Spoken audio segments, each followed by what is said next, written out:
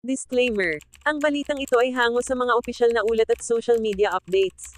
Layunin ng content na ito ang maghatid ng positibong impormasyon at inspirasyon. Ang mga opinyon at reaksyon dito ay mula sa may akda at hindi opisyal na pahayag ng alinmang personalidad o organisasyon. Sa panahon ng krisis, hindi lang lakas ng loob ang kailangan kundi pati na rin ang puso para tumulong. At sa gitna ng pananalasa ng bagyong Chris kamakailan, isang pangalan na hindi inaasahang muling nagningning sa gitna ng unos ay si Mika Salamanca. Oo, siya nga. Ang social media darling na minsan nang naging kontrobersyal, ay muling pinag-uusapan ngayon. Ngunit hindi dahil sa panibagong issue o viral challenge, kundi dahil sa kanyang makataong ginawang hakbang upang tumulong sa mga nasalanta ng bagyo. Sa gitna ng madilim na ulap, baha, at kawalang katiyakan ng mga nasalanta, dumating si Mika hindi bilang celebrity, kundi bilang isang ordinaryong Pilipinong may malasakit sa kapwa.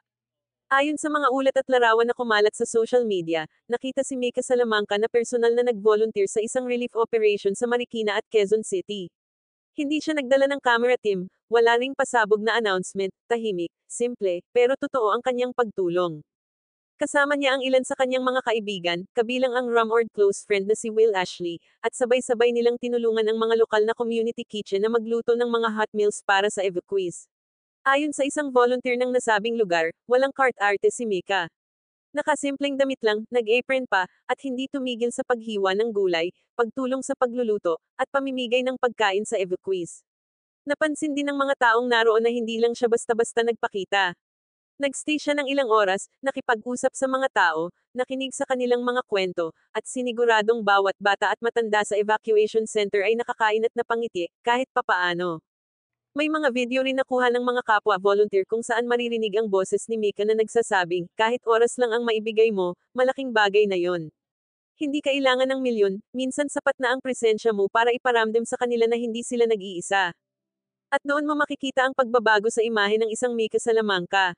Mula sa pagiging isang vlogger na minsang nasangkot sa iba't ibang kontrobersya, heto siya ngayon, taos, pusong tumutulong, walang hinihintay na kapalit. Ang mga netizen, syempre, hindi nagpahuli. Trending agad ang pangalan ni Mika sa X, dati Twitter, matapos kumalat ang kanyang mga larawan at videos mula sa relief operations. Marami ang natuwa, may ilan din na napa, wow, na lang dahil hindi nila inakalang ang isang influencer na tulad ni Mika ay gagawa ng ganito kaseryoso at kaimportanteng hakbang. Hindi ko siya inaasahan na tutulong sa ganitong paraan, pero saludo ako. Iba na talaga ang Mika ngayon, ayon sa isang netizen. Hindi man siya nag-post agad sa social media, pero ang mga taong nandoon mismo ang nagsabing totoo ang ginagawa niya. Hindi publicity. Pusong totoo, dagdag pa ng isa. At totoo nga, sa panahon ngayon kung saan ang kabutihan ay madalas ginagawa lamang para sa likes at views, kakaiba ang ginawa ni Mika. Walang grand reveal, walang caption na humihingi ng papuri. Tumulong lang siya, tahimik pero buo ang loob. Marami ring mga tagahanga ni Mika ang nagsabing mas lalo nilang minahal ang kanilang idol. Para sa kanila, ito na ang Mika na matagal na nilang inaasam makita, hindi lang bilang content creator, kundi bilang isang tunay na tao na may malasakit at empathy. Maging ang ilang local officials ay nagpahayag ng pasasalamat kay Mika.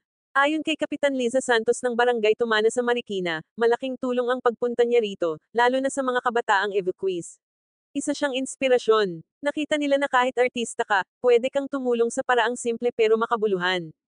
Hindi rin nakaligtas ang gesture na ito sa ilang national figures. Sa isang post mula sa opisyal na pahina ng Angat Buhay, pinasalamatan nila ang mga volunteers na tumulong sa feeding program, kabilang na si Mika, at hinikayat ang iba pang kabataan na tularan ang kanyang ginawa. Sa kabilang banda, may mga nagsasabi na sana ay ito na ang simula ng mas malawak pang advocation ni Mika. Marami ang umaasang magiging mas aktibo pa siya sa mga ganitong gawaing makatao, hindi lang tuwing may sakuna kundi pati na rin sa mga isyu gaya ng edukasyon, kalikasan, at kabuhayan. Para kay Mika naman, ayon sa isang source, hindi niya intensyong gawing grandioso ang kanyang ginawa. Isa lang daw itong natural na tugon sa isang pangangailangan. Nang makita raw niya ang mga balita tungkol sa epekto ng bagyong Chris, agad niyang tinawagan ang ilang kaibigan upang magtanong kung saan sila pwedeng makatulong. Walang manager, walang sponsor, walang bayad. Kusang loob, bukal sa puso. Hindi na rin ito ang unang beses na tumulong si Mika. Ayon sa ilang fans, dati na rin siyang nagpaabot ng tulong sa mga nasalanta ng bagyo sa Visayas noong 2023, pero hindi lang ito nabalita noon dahil hindi niya ipinupost sa kanyang mga social media accounts. At marahil, iyon ang tunay na kahulugan ng pagkakawang gawa, hindi ang pagpo-post, kundi ang pagtulong kahit walang nakakakita.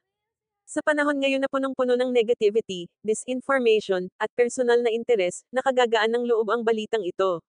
Isa itong paalala na sa bawat unos, laging may liwanag. At minsan, ang liwanag na iyon ay nagmumula sa mga taong hindi mo inaasahan. Mula sa vlogger na puno ng kalokohan at pakyut, naging celebrity housemate sa Pinoy Big Brother, at ngayoy volunteer sa gitna ng bagyo, ito na yata ang pinakamature at pinakamakataong bersyon ni Mika Salamanca na nakita ng publiko. At kung ito nga ang bagong direksyon na tatahakin ni Mika, siguro'y hindi na siya basta-basta content creator lang. Isa na siyang influencer sa tunay na kahulugan ng salita, isang taong kayang impluwensyahan ang iba hindi lang sa uso, kundi sa paggawa ng tama.